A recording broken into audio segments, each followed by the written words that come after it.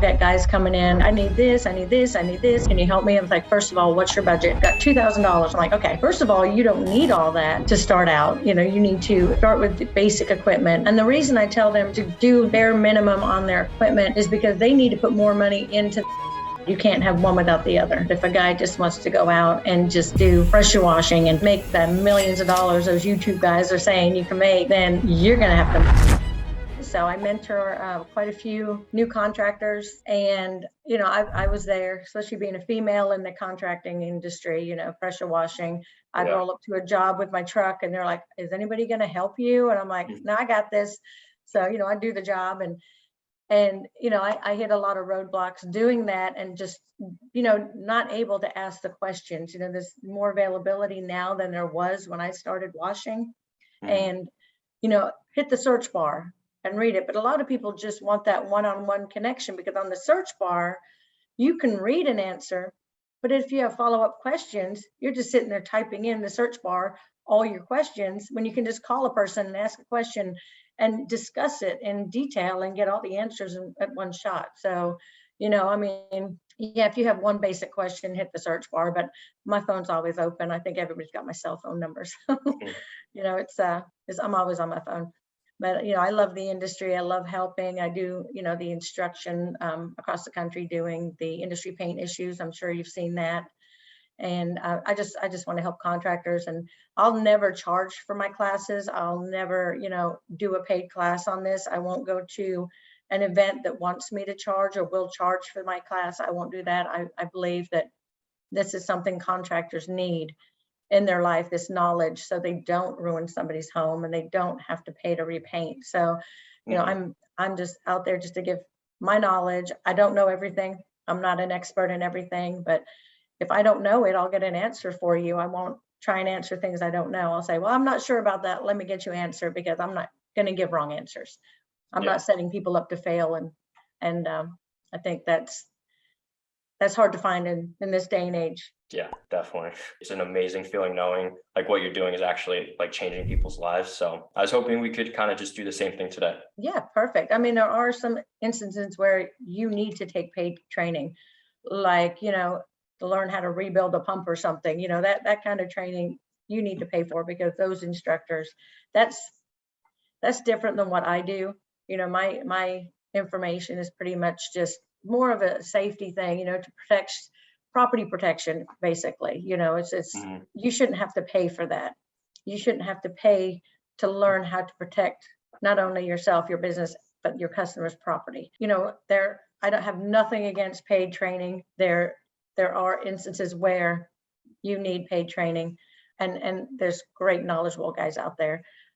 So I just don't feel that what I am training should be paid, because I think everybody should have this knowledge. Everybody should, protect themselves and protect their customers' property. I do have, I've been washing for over 16 years. I ended up, I still go out every once in a while, but, I started the panhandle just because I had knee surgery, foot surgery, trigger finger surgery, shoulder surgery. And I'm like, okay, I want to stay in this industry without breaking my body.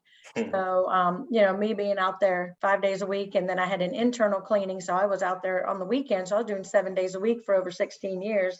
And I was like, okay, I need a little me time. So I just, we started Panhandle just for our local people and for us, because there was nobody around us for like 7 hours. And then, I started getting on social media, and I just grew so fast that it just blew me away. I was like, oh my gosh, I was going from, shipping out of my dining room to a huge warehouse and daily pickups and 90 packages a day going out. So it just grew fast. And I'm a horrible salesperson. I am the worst, because I'll get guys coming in and they've looked at YouTube videos like, okay, I need this, I need this, I need this, I need 8 gallon a minute, I need a hot box, I need an AR-45, I need this, and I've got $2,000. I'm like, okay, well, first of all, you don't need all that to start out. You need to start with the basic equipment, learn the trade, see if you even like it, and then make money and then upgrade. So, I've started a few guys doing that, and And my husband's behind me. He's like, "What are you doing? You know, the AR-45 is $2,200. You just sold him a 12 volt for 300. What are you doing?" I'm like, "He's not doing roofs, so he doesn't need an AR-45." So I'm not going to go out there and take your money. I want you to be successful. I want you to be able to pay your bills, feed your family, and then grow with the industry. I probably could make a ton more money at the warehouse. We still haven't made money yet. We're still 2.5 years into business. So all the money is going right back into inventory. So we have it in stock for you guys. But I just think, the knowledge and the training, and even with marketing, people ask, how do you get business? It's different in every area. For the pressure washing side, it's like where we live, hardly anybody lives here full time. There's a lot of second homes, VRBOs, Airbnbs. So for us, every door direct mail, awesome website is what gets our business. And then we have 3 wrap trucks that are, billboards riding around town for the locals. So, it's a great industry. I love being in it. I'm so glad we did do the panhandle, because then I can still be with the contractors without actually being in the field all day, every day. But I Yeah. get out there, I need a mental wash day, so I get out there and do it. Yeah, someday you just want to get out there and get to Yeah. work for the old days. Definitely. I probably just went rambling from one business to the other, but I'm passionate about this industry. I love it. And I just love helping people grow and learn. So. Yeah, no, I can definitely tell in the way you speak about this that you love what you do, which is amazing.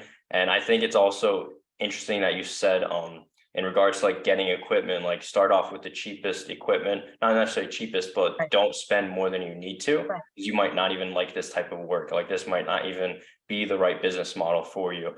And so many guys, I feel like, just get into this business model, save a bunch of money and put everything towards equipment. And then a few years later, you might see it being up for auction, just selling their equipment, or just unnecessarily, like they're breaking it because they don't really know how to use it. Mm-hmm. A lot of people will say that you need that higher end equipment to get into this business, but I completely disagree with that. And it sounds like you would say the same. So I guess if someone's just getting to this industry, they kind of want to see if they even like this service in the first place. What would you recommend in terms of like the essentials? Depends on what they have. If they're working out of a minivan and they need, 4 gallon a minute on wheels. If they have a trailer, I would start them off with like a 5.5. And the reason I tell them, to do bare minimum on their equipment is because they need to put more money into their marketing, their advertising. I have a bunch of guys coming to me saying, "My phone's not ringing." I'm like, nobody knows who you are. Nobody knows who you are. You're new. You need to get out there. You need to get a website. You need to get business cards. You need marketing out there. You need to get on social media. You need to get on Nextdoor or whatever you need to do to get your name out there. So, we have a basic 5.5 gallon a minute package, and it's like $4,000. We have a cheaper one for a 4 gallon. I mean, that comes with a hose reel, a hose, everything you need to get started. I mean, we can adjust it to a cheaper hose reel, so we can adjust anything to get you started. So when people come in and say, "Hey, can you help me?" I'm like, first of all, what's your budget? And if I got this much money saved, and I'm like, "Okay, what do you have for marketing?" And they just look at me like, "What?" I'm like, "Well, how are you going to use this equipment?" And then they're just kind of dumbfounded. Like, I said, "How are you going to get your name out there? How are you going to get jobs for this equipment? You put all the money into your equipment. What are you going to do with it? You're going to have your friends and family knocking on your door. 'Hey, can you do my house?' You're still not making money unless you charge them," which most people don't, which I also tell them to use those people for practice. So hopefully your parents won't sue you if you break a window. Yeah, right.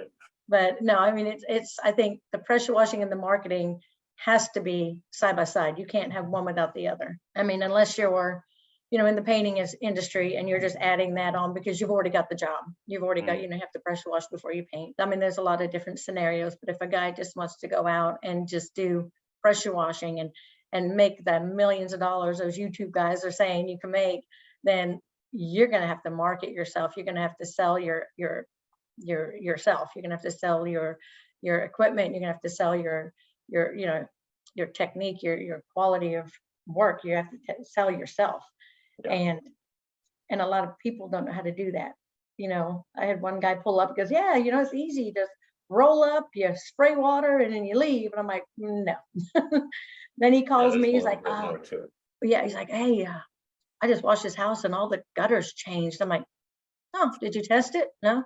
Oh, well, guess it's more than spraying and leaving, isn't it? So yeah, he had to spend 6 grand on gutters. So yeah, that's where the education comes in.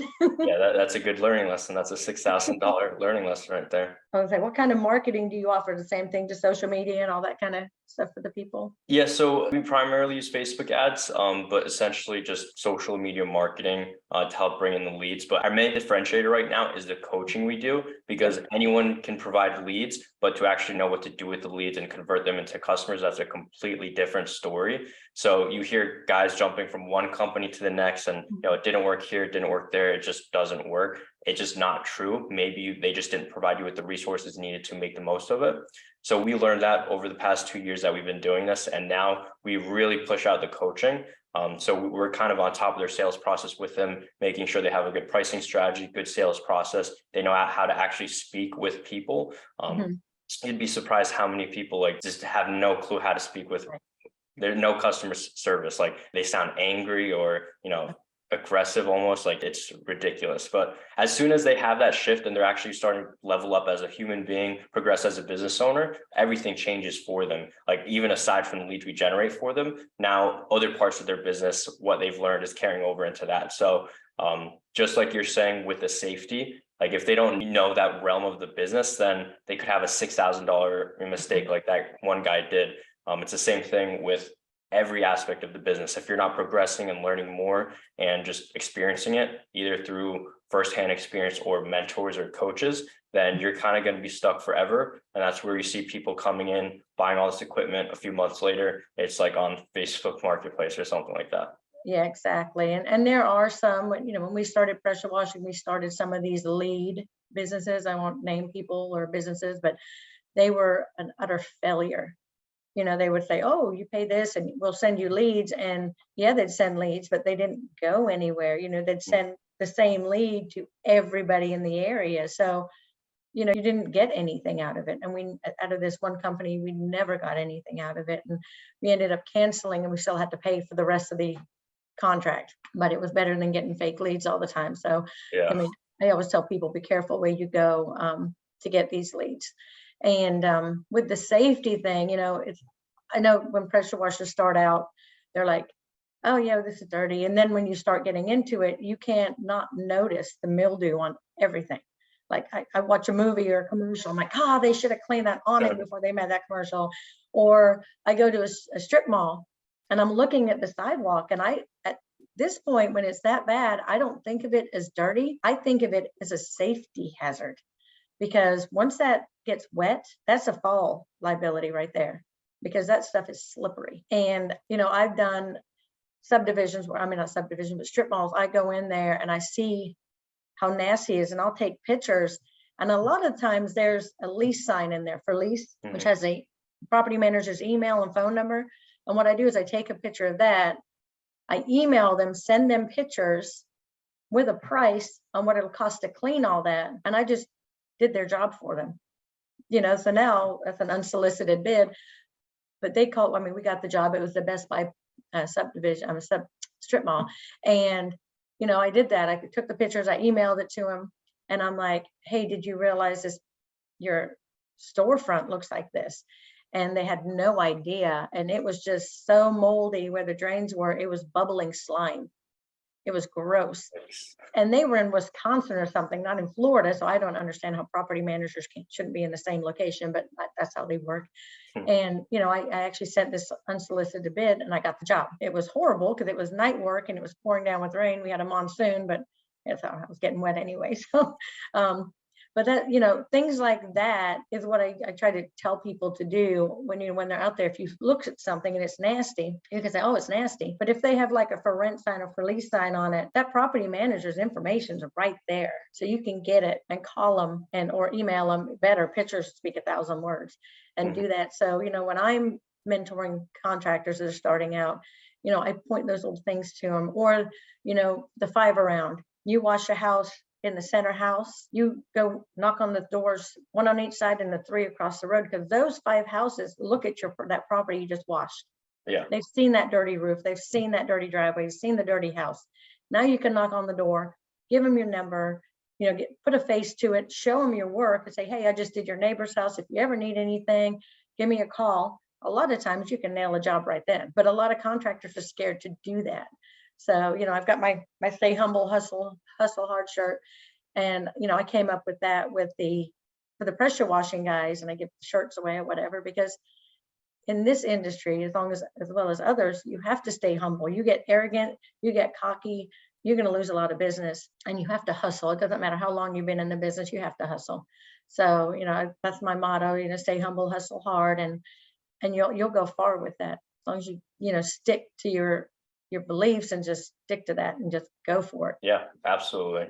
And I feel a lot of people are scared to knock on doors and reach out to property managers, things like that, because they're scared of, maybe coming off as salesy or just getting that no. But in reality, like, if you don't reach out to them, you could be doing them a disservice. Maybe they had no idea the property looked like that, like you said, with the property manager. He had no idea what it even looked like. Maybe the homeowner has no idea why, that's an issue, why it's a safety hazard. So if you're doing it with their best interest at heart, genuinely, then they're going to be happy to hear from you. And that shift in mindset should immediately allow you to be confident knocking on doors instead of scared that you might be bothering them or something like that. Because really, you're doing them a disservice by not going out and speaking with them, educating them on why they might need the service. Also, for health reasons too, you get mildew all over your property that can cause health issues, asthma and allergies, and you have small children. And I had to go wash it was a military base, the children's center. And I walked in there and I could just smell the mildew. I could smell, it was so gross, and it was green, and all the playground equipment. And I'm just looking at it and going, our military children are playing on this stuff. And so we were hired to do the building and the sidewalk around the building. And I just went ahead and I cleaned all the playground equipment for these kids. I was just so appalled that, our military, the guys that are out there for us, their children have to play in this mildew and dirt and grime. And so every time I go do it, we do it every few years. Every time I go out and do that, I just clean all their playground equipment at the same time. I don't charge them for it. It's just something that I feel that I needed to do as a human, and thank our military for everything they do for us. But just little things like that. When you go to a homeowner's house, and if there's something gross, like I'm cleaning their house, they got a porch and they got that furniture, plastic furniture or whatever, and it's gross. When I'm washing, I'll just spray that down too. And then I'll just say, hey, while I was in here, I cleaned your furniture. And that gives you a leg up for next year when they need it done. They'll remember the little things you do. Like, when I ship out packages, I always put something little in there, something, it might be a keychain, an air freshener, always mints or candy, Easter eggs over Easter, candy canes over, I always do something little, because, you open your package and there's something in there. I get a lot of people telling me their kids or their dogs, if you have dogs and you put dogs on your little sheet there, I give them dog treats or cat treats. And contractors will call me and say, we got the package. And my kids get so excited when they see that panhandle tape on there, because there's something in there for them. And, stuff like that just makes me feel good. I just think our contractors deserve it.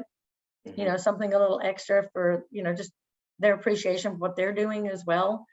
We are cleaning America. We're hopefully keeping it mildew free and safe from slip hazards or the allergies. And it's pretty much a thankless job if you think of it, but we do more than people give us credit for as contractors.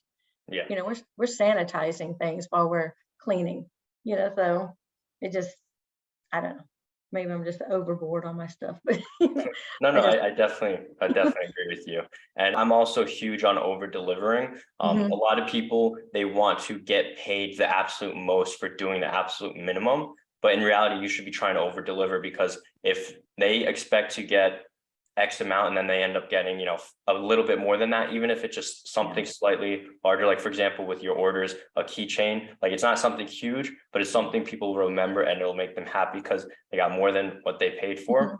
Same thing with, a project. If you're going out to do a certain job and they couldn't afford, their sidewalk, so that wasn't included, but you just go out and do it anyway, they're gonna be so happy and grateful that they're going to work with you year after year. They're going to refer people to you. I mean, over delivering is huge, especially in this industry when, I mean, it's so easy to do, but most guys just don't do it. And Yeah. it's ridiculous because in reality, you can get so much out of it. You can leverage that job to do work with them year after year, get so much more referrals from them. Like, it's just a much better experience. And, I had a staff meeting and we have a mechanic and he always gets, the calls for him and I can't answer the mechanical stuff. So, he's got a job scheduled for 2 days and then he's on the phone, helping customers, and then it's crunch time and he's rushing. And we had a meeting. I said, okay, from now on, if this job takes you 2 days, I want you to tell the customer 3. I still want it done in the 2 days. Yeah. But I don't want you rushing toward the end and messing something up or, forgetting to hook up a line or, something. So I said, I would rather you tell them 3 days and call them and tell it's done early and they're happy than tell them 2 days and say, oh, I'm not quite done. So I would rather you do that. And same thing on big jobs when we have parking. We have 3 big parking garages. It took us 3 days, one in each. We had 3 crews in each parking garage each day. But we told them 5 days because you don't know if your equipment's going to break down. You don't know if one of your guys is going to get sick. And I don't want my guys rushing toward the end and missing stuff or, doing a half-ass job, on it and leaving a mess because they didn't have time to finish. So I always overschedule. And then we can call and say, hey, we got done early. And then you have those 2 days that if there was cars in the parking, in the parking spot or something, you have those 2 days, you can go back and hit those little spots you missed. So, on residential is going to be different than, unless it's a huge house. We've got huge houses that take a couple of days, but always don't overexert yourself and don't try and schedule too much because you don't know what will happen. Weather, if you're doing residential, you can get rainstorms, that you can't wash in it because the chemicals won't stick. You can't wash a roof in a rainstorm. You have no way. You may be able to do a house if it's drizzling, but you can't do a roof. So, always schedule for those kind of things. And that's what I tell my contractors, just, always think ahead. You can, in Florida, I don't know where you're at, but in Florida, we got the most bipolar weather ever. If it's like, 90 degrees, no rain, all of a sudden the skies just turn black. And I'm like, oh, well, that just happened. So, or in the summer, it's always 30% chance of rain because we'll always get that big rainstorm right in the afternoon around 2 o'clock. So, you always have to think ahead and do that. And, I try to, that's why I do my tricks of the trade. I don't know if you've seen those old videos. I do my tricks of the trade just so newer contractors can, see and learn just little things. Yeah. That are not a huge thing, but it helps. Makes a difference. Yeah. My last one, I just did surface cleaning and I was doing hose management and I was trying to get the hose to mess up, but I've been doing it so long. I'm like, I forgot how to mess it up. So, I show them how to, your hose is over here. So start here and pull your hose with you. Where some guys have it across the thing and they're trying to go and they're constantly moving their hose. Hose management is a time saver. And, little tricks like that is not rocket science, but it's helpful. And another guy was like, he has a swivel right at his gun and then his ball valve on the other side. And I'm like, well, I have mine the other way. And the reason is because when my ball valve's off, I can use it for a handle and I can pull my hose with the ball valve. So I'm not putting all that stress and strain on my gun and my wand, which is, easier to break than your ball valve. Mm-hmm. So, just little things like that save time and things I've learned, over the last 16 plus years that is just, to me, basic, but to other people, they don't know. Yeah. And, I did that video with surface cleaning. I said, when I pre-treat, I use this to brush the debris off the sidewalk, like pine straw or any of that. When I'm doing that, I brush it and everyone's like, man, I never thought of that. They're like blowing it. And I'm like, that's an extra step you don't have to do because you're already pushing it. So just, you're already getting that chemical and using your wand. So just brush that debris off while you're pre-treating, and then that saves you an extra step. Yeah. So it's little things that we don't even think much about, right. But in reality, like it adds up and over like the years, as long as you're always adding stuff like that, you're probably going to have a completely different process in terms of your fulfillment, and even again other parts of the business, from learning these little tips and strategies. But as for what you were saying in regards to over delivering, like saying it's going to take 5 days, best case scenario coming out of that, like you finish early and they're super happy, you over deliver. Worst case scenario, you just deliver on time and do exactly what you said you would. So it's a little thing like that that really adds up. And like you said, just a bunch of tricks like that where you can't, if you go out, do your jobs, come home, back to work the next day, like you're not going out networking or learning, watching YouTube videos, trainings, getting mentors or coaches, things like that, then you'll never learn these little tips and strategies. But if you actually put in the work, like you said, like the grind, like you actually work your ass off, then over the years, like you're going to progress like crazy. And then your business is going to grow so much more because of it. And that's why I do my annual free training events. We had my first event was in 22, sorry, January. And I had like 430 contractors show up. My first event, I was so nervous. I was like, oh my gosh. So I did it again this year. I didn't have as many contractors. There was a couple different free events. One got canceled. So I had people sign up for mine and then they reopened it again. So they didn't show up to mine and then they canceled it again. So I'm like, these contractors just lost free training. So I was a little frustrated. There was some dates left up from last year. So everybody had the dates wrong. Not everybody, but some people had the dates wrong. So that was a little issue that was out of my hands, but I just made the best of it. So I still had over 200 people show up for the free training. And the biggest, we have great speakers, we have great hands-on training. It's not a classroom setting. You go outside and you learn. But the biggest thing is, everyone's like, what's the best thing you get out of this? I said, networking. Because, I can tell you what I do in my area, but if you're in Nebraska, you're in Wisconsin, I don't know your market. I don't know how to wash there. In Florida, you have to wash a house every 6 months to every year because it's so humid and sticky and hot. And we get a rainy summer, we're like, the pressure washer is like, yeah, there we go, more jobs.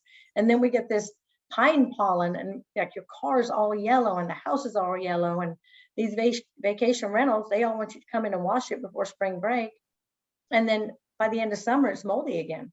So, our area is totally different. So at these events, when we get people that come in from up north and Canada and, all over the country, we come in, they all meet each other, they network, they talk about it, and they learn from each other on how to do the marketing in their area, how to price things out. Because people call me, it's like, hey, how do you price this? I'm like, well, this is where we're at, but I don't know where you're at. It's different. Yeah. It's a different market everywhere. So the networking is amazing. And, I'm still training new people for the warehouse, but, once I get that going, I want to this is my goal because I love punishing myself. I'm a workaholic, but my goal is to travel to different places, like fly to Oregon and say, hey, I'm going to be in Oregon on these dates. And on Wednesday or Thursday, I'm going to be at this restaurant or this place. And I'm going to a little round table and it's just 20 people, not a huge free event. I just want a round table to have like 20 people so we can just talk. Yeah. And just learn from each other.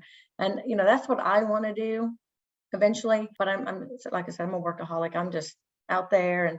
And then I'm like, hey, I started a new group. And everyone's like, of course you did. Why? I don't know, because I'm glutton for punishment. But I just think the more the education and trainings out there, the better it is. Because, you have a contractor that doesn't know what he's doing. And he's hitting stucco with 44,000 psi or 4,400 psi and damaging property. That makes it look bad on all of us. That raises us, all our insurance is going to go up. And I went on a job site one time and I pulled up and he said, hey, he said, let me show you around. I said, okay. He goes, I know you're going to knock some paint off. And I'm just like, what? He said, yeah, the last guy knocked some. I'm like, I don't know who you've got pressure washing, but I don't hit your house with high pressure. I soft wash with my pressure washer. I'm not going to hit your house with anything harder than a garden hose. And he was just so confused. And he's like, but that's a pressure washer. I said, I know. I turned my chemical off and I rinsed with my soap tip. I said, there's no pressure going out of my gun. And he was just looking at me like he had no idea, like I was talking foreign to him. And he just didn't understand how you could soft wash with a pressure washer. And it's like, it's all about the tips. And he just still, they just couldn't. And so I did my job and I showed him, and he was so happy that I didn't knock the paint off his house. So, you got to educate your homeowners as well as yourself. But yeah, the training, I can't tell you enough about. If you have a chance to go to a free training event, that's a little bit different than the paid training events. Every time I've been to like the Huge and the PWNA and the CETA, I went to those. Great content, but it seemed to be more of a vendor show. There were more vendors there, and they're like, hey, do you want a booth? And I'm like, well, if I go there, I'm selling the same stuff as everybody else, and it makes no sense. So we did go to the Huge, and the only thing I took was a little gadgets that we have, the specialty items. I didn't take a whole bunch of lances and guns and DN10s or turbo nozzles. Everybody had that. So I just took the specialty items that nobody else would have, like the M5 Twist Davis shooter combo. Nobody has those. I think they do now, but I was the only one back then that was like in a store selling them. Just little things like that. But the free training event is actually for contractors. The paid ones do have classes and stuff, but being in both as a contractor, before I even had the store, being in both types, I learned more from the free training event, because the instructors and the trainers volunteer their time. You do, and they want to learn. Between paid and free, you're going to get great content either way. But I think with the free, I learned more from the free, just because those guys are like me, passionate and just want to help. And you can see it, they pay their own plane ticket, they pay for their own hotel, they pay for their own food while they're doing this free training. So it's not free for them, but it is free for the contractors. So I don't know how many of the contractors are aware of this, but they're not getting paid at all to do this. They're doing that because they want to help, they want to educate, they want you to learn and grow, because they want this industry to grow and keep growing in a positive way. Yeah, and that's an amazing point, which I never even considered, but it makes a lot of sense. The ones doing the free training are just doing it because they love it and they genuinely want to help people. And like yourself, they just have such a large love for this industry and helping the people in it. The paid ones, I'm sure they generally want to help as well, but they also have that ulterior motive to help grow their business or whatever else it is. So that's a great point. So for anyone, myself included, I definitely need to go to some of these trainings, but any free trainings like that, I'm sure are super valuable, because a lot of people don't value anything that's free. They assume it's free, that it won't be much of help, but in reality it's probably even better, because it's being ran by people that just love what they do and love helping others. And I went to my first free training event in 2008, 2009. It was in Tampa. And I just sat there and I was just in awe. AC Locklear was teaching. Ron Musgraves was teaching. We had somebody from the EPA out there. And it was just amazing that I was just sitting there like, wow, there's so much more to this industry than what we know, and we learned so much, and we brought that home, and we kept going to these events. And then when I opened Panhandle, I'm like, I want to do this. I want to give back. I want to pay it forward, because I got this knowledge. I got, this information, and I want to do these events. It's not cheap. The venue that I pay is over $10,000 for the venue, just for 2 days. And, that doesn't include the sound. It doesn't include, I'm crazy. Once again, I'm a workaholic. My last event, I fed everybody. I made pasta salad, I made baked beans, we made hamburgers, hot dogs, we had pulled pork, we had beer and soda and water and chips and potato salad. And it was just, I physically made the beans and the pasta salad by myself in my house, so it turned out great. Everybody was fed, but I don't know what everybody's like, I can't wait till next year. I'm like, oh my gosh, like I've got this huge event and I'm cooking. Anyway, so no, I don't sleep, if you need to ask that. But I just wanted to pay it forward, because I learned so much, and the instructors were so knowledgeable and so helpful, that I wanted to give it back to the new contractors, and even experienced contractors can learn stuff, because things change every day in this industry. Every time I go do a job, I learn something. I learn something new. And if you're not learning, you're not doing your job right. Everything's changing. because of COVID, they couldn't get materials to make the guy with the gutters. He has the same gutters on his house, but because there were supply issues on some materials, they had to, put some other materials in there, and substitute some other materials so it wasn't the same as what his was, but even though they looked the same. So he washes his house and it's fine. So he just went and washed that house. And he called me. I was actually at Huge when he called me and showed me pictures. And I'm just like, always test. He goes, but I have the same one. I said, you don't. It could be a different manufacturer. They, with the supply issues, they could have substituted something. And even with the paint issues, it's not one paint manufacturer. I've seen it in others. One is more prominent than the others because it's the largest paint manufacturer in the country, maybe the world. And people can like paint one side of their house. That's the bad one that got all faded. And so they painted it. So you test one side and it's fine. Then you test the other and it changed. So you're like, I tested it. Like, but you have to taste it. It's horrible. It's horrible. You have to do this and take some time out. But, my company changed 2 houses in 1 month. It would have cost me $77,000 to paint these 2 houses.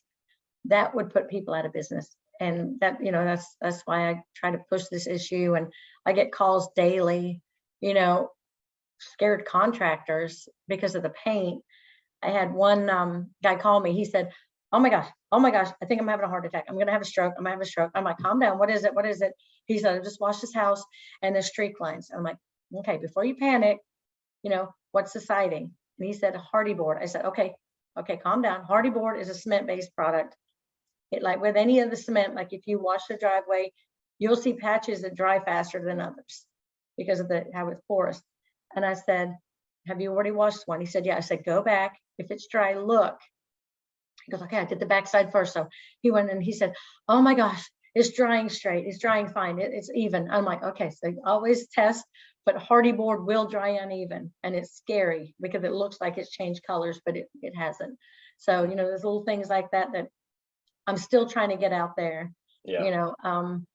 There are some other people out there that's like, hey, it's this paint company's fault because the house changed, but then they wash a roof and the roof strain, 6% runs down on the house and changes the paint. They didn't pre-wet the paint or the body of the house. When you're washing a roof, you need to keep the body of the house wet because that's strong chlorine mix for a roof. So, that's contractor error. There are some contractor errors. Would the paint have changed anyway? It could have, but I wouldn't know if it would have changed with a 1% mix or not. So, there's little things like that you have to be aware of. And that, once again, with the free training helps, so you can keep an eye on and keep, your mind on it and make sure you think of little things before you start washing. Yeah. Yeah. And I mean, things are always changing. So you always need to keep seeking knowledge. Yep. That never stops. Yep, exactly. But that was amazing. I'm sure a lot of people are going to get a lot of value out of this, like a lot of great info here. So if anyone did want to connect with you after today's call, where could they find you? My email is Trudy, Trudi at ppwsupply.com. And the warehouse is 850-835-4052. And my cell is 850-687-4334. And Nick can hit me up on Messenger on Facebook. I'm always all over there. So I'm not too hard to find. Awesome. Well, again, thank you for hopping on today. Again, a lot of feedback from you, a lot of great information. So again, really appreciate what you're doing for the industry. No problem. Stay humble and hustle hard.